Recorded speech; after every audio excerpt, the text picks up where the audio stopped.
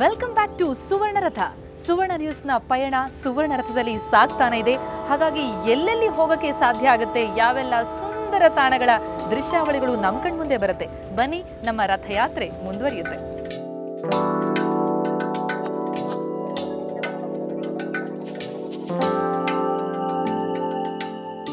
ಸುವರ್ಣ ರಥದಲ್ಲಿ ನಾವೀಗ ಬೆಂಗಳೂರಿನಿಂದ ಮೈಸೂರಿನವರೆಗೆ ಬಂದಿದ್ದಾಯ್ತು. ಈ ಹಾದಿಯಲ್ಲಿ ರಥದಲ್ಲಿ ಸಿಕ್ಕ ಅನುಭವ ವಿಶಿಷ್ಟ. ಸುವರ್ಣ ರಥದ ಬಗ್ಗೆ ನಿಮ್ಗೆ ಹೇಳಲೇಬೇಕಾದಂತಹ ವಿಷಯಗಳು ಸಾಕಷ್ಟಿವೆ. ರಥದಲ್ಲಿ ಪ್ರವಾಸಿಗರಿಗಂತಲೇ ಇರುವಂತಹ ಬೋಗಿಗಳು 11. ಎಲ್ಲಾ ಬೋಗಿಗಳು ಅಷ್ಟೇ ಕಲಾತ್ಮಕವಾಗಿವೆ, ಶ್ರೀಮಂತ ಕಳೆಯನ್ನ ಹೊಂದಿವೆ.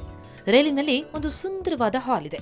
ಅಲ್ಲಿ ಟೂರಿಸ್ಟ್ಗಳ ಮನರಂಜನೆಗೆಂದೇ ಡಿಫರೆಂಟ್ ಕಾರ್ಯಕ್ರಮಗಳು ನಡೆಯುತ್ತವೆ.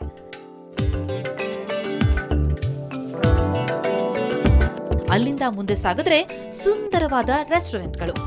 ನೋಡ್ತಾ ಇದ್ದಂತೆ ಸ್ಟಾರ್ ಹೋಟೆಲ್ನ ಅನುಭವ ನೀಡುವ ರಾಜ ಗಾಂಭೀರ್ಯದ ರೆಸ್ಟೋರೆಂಟ್ಗಳು. ರೆಸ್ಟೋರೆಂಟ್ನ ಹೆಸರು ಕೂಡ ವಿಶಿಷ್ಟ, ನಳಪಾಕ, ರುಚಿ ಅಂತ ಎರಡೆರಡು ರೆಸ್ಟೋರೆಂಟ್ಗಳು.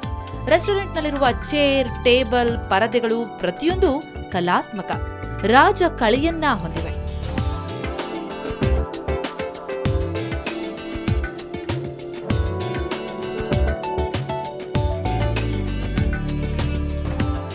ಅಡಿಯಿಂದ ಮುಡಿಯವರೆಗೂ ರಾಜ ಗಾಂಭೀರ್ಯವನ್ನು ಹೊಂದಿರುವಂತಹ ಒಳಾಂಗಣ ಅಲಂಕಾರದಲ್ಲಿ ಕಣ ಕಣದಲ್ಲೂ ಶ್ರೀಮಂತ ಕಳೆಯನ್ನು ಹೊಂದಿರುವಂತಹ ಈ ಸುವರ್ಣ ರಥದಲ್ಲಿ ಕುಳಿತಿದ್ರೆ, ಅದರಲ್ಲೂ ಎಸ್ಪೆಷಲಿ ಈ ಚೇರಲ್ಲಿ ಕೂತು ನಾನು ಈ ರೀತಿ ಕಾಫಿ ಕುಡಿತಾ ಇದ್ರೆ ನನಗನ್ಸುತ್ತೆ ನನ್ನ ರಾಣಿ ಏನು ಅಂತ. ಅದೇ ಈ ಸುವರ್ಣ ರಥದ ಸ್ಪೆಷಾಲಿಟಿ.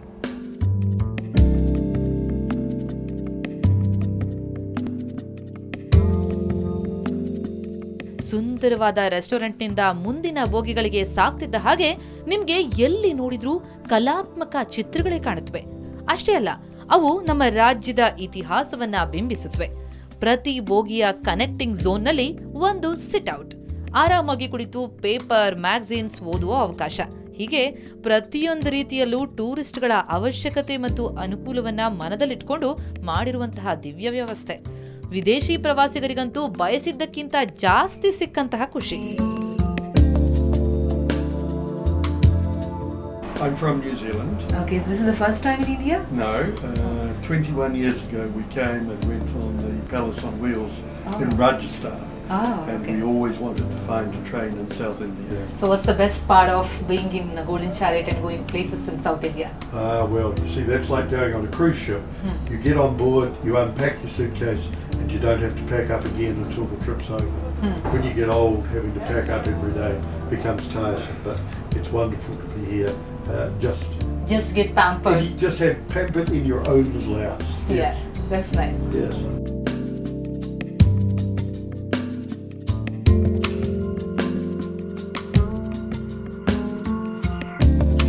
ರೈಲಿನ ಬಗ್ಗೆ ಇಷ್ಟೊಂದು ವರ್ಣನೆಯನ್ನ ಕೇಳಿದ್ಮೇಲೆ ಕಣ್ತುಂಬಿಸ್ಕೊಂಡ್ಮೇಲೆ ಕ್ಯಾಬಿನ್ಗಳು ಹೇಗಿರ್ಬೋದು ಅಂತ ಕುತೂಹಲವಾಗ್ತಿದ್ಯಾ? ತಡ ಯಾಕೆ, ಒಮ್ಮೆ ಆ ಕಡೆನೂ ಕಣ್ ಹಾಯಿಸ್ಬಿಡಿ. ಚಿಕ್ಕದಾದ್ರೂ ಚೊಕ್ಕದಾದ ಕೋಣೆ, ಎಸಿ ವ್ಯವಸ್ಥೆ, ಸುಂದರ ಕೆತ್ತನೆ, ಆಧುನಿಕ ವ್ಯವಸ್ಥೆ, ಐಷಾರಾಮಿ ಕ್ಯಾಬಿನ್ ಇದು. ಅದಕ್ಕೆ ಹೊಂದಿಕೊಂಡ ಸೊಫಿಸ್ಟಿಕೇಟೆಡ್ ಬಾತ್ರೂಮ್, 24/7 ಬಿಸಿ ನೀರಿನ ವ್ಯವಸ್ಥೆ, ಸ್ವಚ್ಛತೆಗೆ ಆದ್ಯತೆ, ಎಲ್ಲೆಲ್ಲೂ ಆಧುನಿಕತೆಯ ಸ್ಪರ್ಶ, ಜೊತೆಗೆ ಐಷಾರಾಮಿ ಕಳೆ.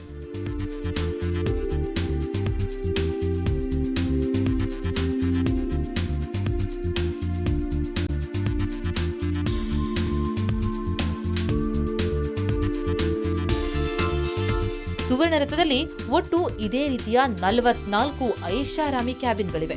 ಅದರಲ್ಲಿ 26 ಟ್ವಿನ್ ಬೆಡ್ ಕ್ಯಾಬಿನ್ಗಳು, 17 ಡಬಲ್ ಬೆಡ್ ಕ್ಯಾಬಿನ್ಗಳು. ಮನರಂಜನೆಗೆ LCD ಟಿವಿ, ವಾರ್ಡ್ರೋಬ್ ವ್ಯವಸ್ಥೆ ಎಲ್ಲವೂ ಇಲ್ಲಿದೆ.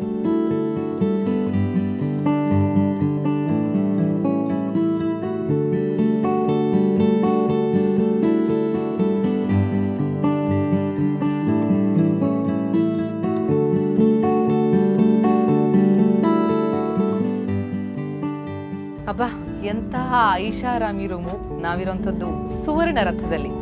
ಈ ರಥ ಮುಂದೆ ಸಾಗ್ತಾ ಇದೆ, ಪರದೆ ಸರಿಸಿರೋದಕ್ಕೆ ಇದು ಮೂವಿಂಗ್ ಟ್ರೈನ್ ಅನ್ನೋದು ಗೊತ್ತಾಗುತ್ತೆ. ಅದರಲ್ಲೂ ಎಂತಹ ಸೌಂದರ್ಯ ನೋಡಿ, ಪ್ರಕೃತಿಯ ಸೌಂದರ್ಯದ ಜೊತೆಗೆ ಸುವರ್ಣ ರಥದ ಸೌಂದರ್ಯ ಇಮ್ಮಡಿ ಆಗ್ಬಿಟ್ಟಿದೆ. ನನಗಂತೂ ಆನಂದವೋ ಆನಂದ. ಯಾವುದೇ ಟ್ರೈನಲ್ಲೇ ಇರಲಿ, ಈ ರೀತಿ ವಿಂಡೋ ಪಕ್ಕದಲ್ಲಿ ಕುಳಿತು ಈ ಪ್ರಕೃತಿ ನೋಡೋದಿದೆಯಲ್ಲ, ಅದರಲ್ಲಿರೋ ಆನಂದ ಬೇರೆನೇ ಬಿಡಿ. ಆದರೆ ಈ ಆನಂದ ಡಬಲ್ ಆಗಿದೆ, ಯಾಕಂದ್ರೆ ಸುವರ್ಣ ರಥದಲ್ಲಿ ಸಿಗ್ತಾ ಇರುವಂತಹ ಆನಂದ ಸುವರ್ಣಗಳಿಗೆ, ನಿಜಕ್ಕೂ ಸುವರ್ಣ ವೀಕ್ಷಕರಿಗೆ ಮಾತ್ರ.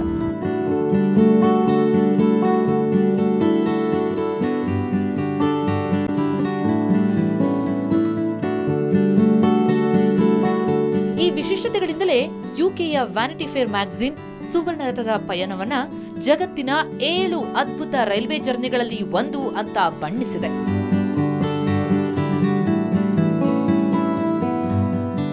ಸುವರ್ಣ ರಥದ ಜರ್ನಿ ಎಷ್ಟು ಸುಂದರವೋ ಅಷ್ಟೇ ಸುಂದರ ಕರ್ನಾಟಕದ ಸುಪ್ರಸಿದ್ಧ ಪ್ರವಾಸಿ ತಾಣಗಳ ದರ್ಶನ ಭಾಗ್ಯ ಕೂಡ ಸಿಗೋದು ಪ್ರವಾಸಿಗರನ್ನ ಹೆಚ್ಚೆಚ್ಚು ಆಕರ್ಷಿಸುತ್ತೆ.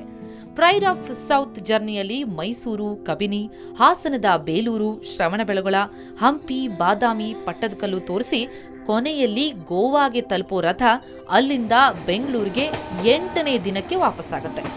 ಮೊದಲ ಡೆಸ್ಟಿನೇಷನ್ ಸಾಂಸ್ಕೃತಿಕ ನಗರಿ ಮೈಸೂರು. ಸುವರ್ಣ ರಥದಲ್ಲಿ ಮೈಸೂರು ತಲುಪಿದ ಮೇಲೆ ಅಲ್ಲಿನ ಪ್ರವಾಸಿ ತಾಣಗಳಿಗೆ ಐಷಾರಾಮಿ ಬಸ್ನಲ್ಲಿ ಕರೆದುಕೊಂಡು ಹೋಗಲಾಗುತ್ತೆ. ಮೊದಲಿಗೆ ಜಗದ್ವಿಖ್ಯಾತ ಮೈಸೂರು ಅರಮನೆಯ ದರ್ಶನ.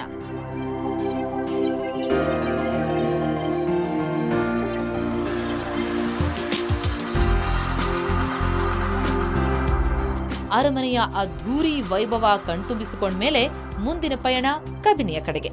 ಕಬಿನಿಯಲ್ಲಿ ಸಿಗೋಣ ಈ ಬ್ರೇಕ್ನ ನಂತರ.